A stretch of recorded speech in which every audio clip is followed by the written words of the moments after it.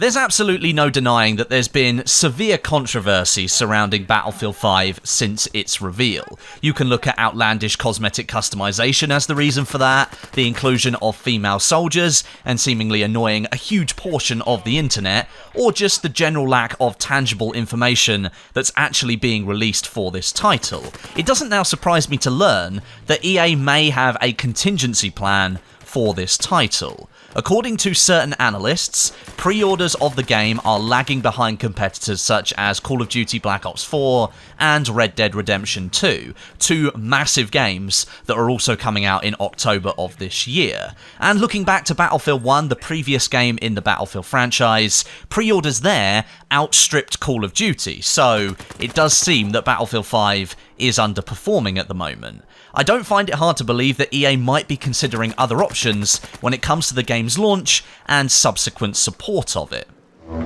Now, according to the report originally posted by VentureBeat, the reasons for Battlefield 5's disappointing pre-order numbers are twofold. First of all, the disappointing reveal event that confused players more than it informed them, and number two, the fact the game is being sandwiched between Black Ops 4 and Red Dead Redemption 2. Three massive AAA titles releasing all in the space of 3 weeks is bound to create some conflict, and it seems at the moment both Black Ops 4 and Battlefield 5 are the games suffering from the group of three. In the same VentureBeat article, it's mentioned that Red Dead Redemption 2 is the only game of the three to be performing well when it comes to pre-order numbers. When it comes to performance at release, neither Black Ops 4 or Battlefield 5 is expected to flop, as it were, but they simply won't perform as strongly as first anticipated, and they will be running in the wake of a Red Dead takeover this October. However, I have seen a figure, 85%, thrown around for Battlefield 5, stating that's how far down pre-orders are for this title. I do think it's pretty clear that pre-orders are down for Battlefield 5, but that 85% figure, I can't find any source for that. And when I say source, I mean I can't find any data that backs up that claim. I can't find a single article that sources the information that created that figure, and it appears to simply be a projection from the same analyst company with no statistical backing behind it whatsoever, or at least we don't have access to that statistical data, and therefore we can't see the same thing that the analysts are seeing. Obviously, analysts are there to predict things happening in the future. We've had analysts in the past predicting that Battlefield 5 will sell 16 million copies in the first 3 months of its life, but now they're saying that pre-orders are down 85%, so everything's sort of conflicting at the moment. As I've said, pre-orders are definitely down for Battlefield 5, there's no doubt of that whatsoever. The reveal and subsequent marketing campaign really haven't helped the game whatsoever, but to say they're down 85% and then not back it up with any data is a little bit misleading, I think. However, that pre-order talk is besides the point. What is the contingency plan that EA has for Battlefield 5? Well, according to the same VentureBeat article, EA plans to combat the potentially poor launch performance with a very strong live service, specifically mentioning the Battle Royale mode that we all know is due to arrive after the launch of the main game, and here, in big quote marks, a big surprise for long-time Battlefield fans. Now, for Battle Royale, at this time, we still don't know a huge amount about it, other than the small snippet of footage released as part of the Gamescom trailer, and very recently, a sneaky mention from the Star Wars community manager at EA that DICE is not the team developing the Battle Royale mode, and it is in development with another studio.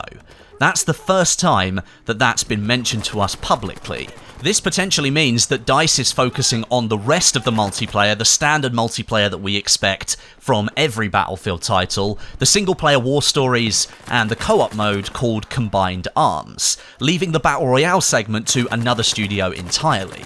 Now that should hopefully translate into a smooth launch for Battlefield 5, regardless of if the launch is as popular as EA thinks it will be or not. The inclusion of Battle Royale has been another pressure point for Battlefield 5's community since it was announced, but the brief glimpse we got in the trailer appears to have turned a lot of heads, and players are now excited to learn more about the mode, and myself is included in that group of players. I personally want to learn more about how armoured vehicles are going to work, how they're going to be balanced, considering we have no reference in any other Battle Royale games at the moment when it comes to armoured vehicles.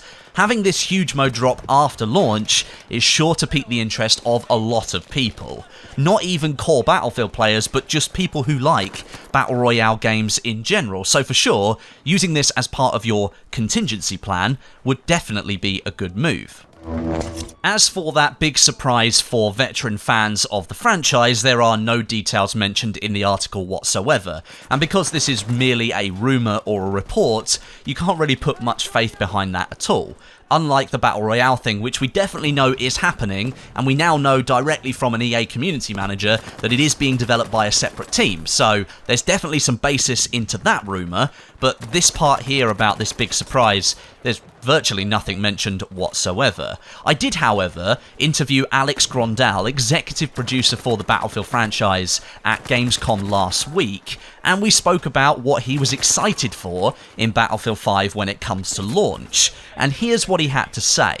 And just finally, from Battlefield 5, of what we've seen so far, what is it that you're most excited about for the game? Once it goes out there to everybody, so forget open beta, you've got to release day, what is it that you're going to look to from everyone that's playing the game? Like, I'm going to try and look for people talking about something. What is that for you?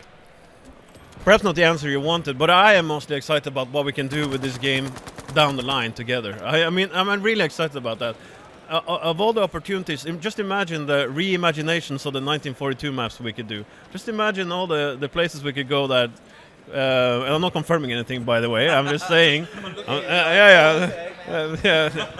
all I'm saying is that I think there's so much potential in where this game could go, and I'm excited about, actually bringing that to fruition.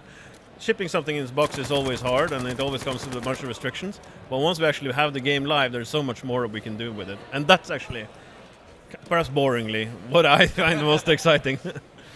So there clearly was a mention of this not being confirmed, but I certainly would love to see some classic Battlefield 1942 maps be remastered with the Frostbite engine.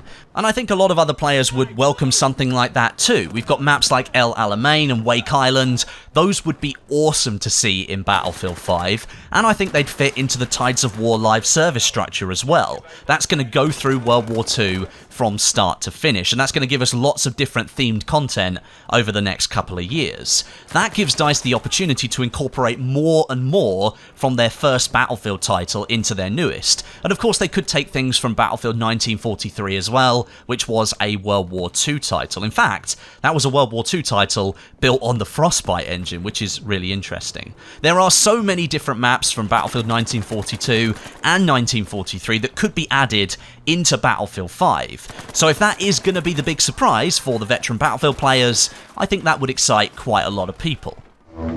Essentially, if this report is to be believed, and let's remember here, we should take this all with a pinch of salt because nothing is confirmed, EA is planning to push Battlefield 5 in a new way after launch if sales don't reach expectations. And looking at some of the scenarios here, I really do think that could be the case. The direction the game has taken so far, visually and thematically speaking, that has turned off a lot of players from the game.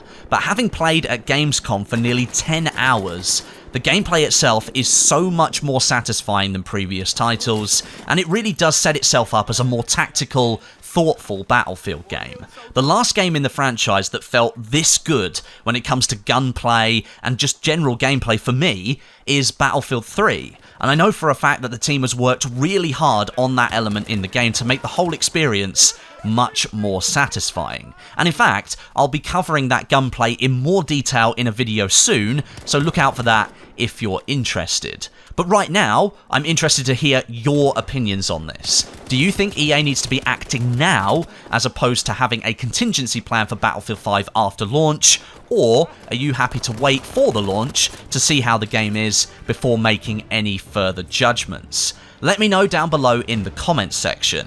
Make sure you're subscribed to the channel with notifications turned on so you don't miss any of my future videos. And thank you very much for watching today. I'll be back to normal with plenty of content over the next few weeks as we build up to the open beta for Battlefield 5 on the Rotterdam map. I'm really excited. But until next time, my name is Westie, and I'll catch you guys in the next video.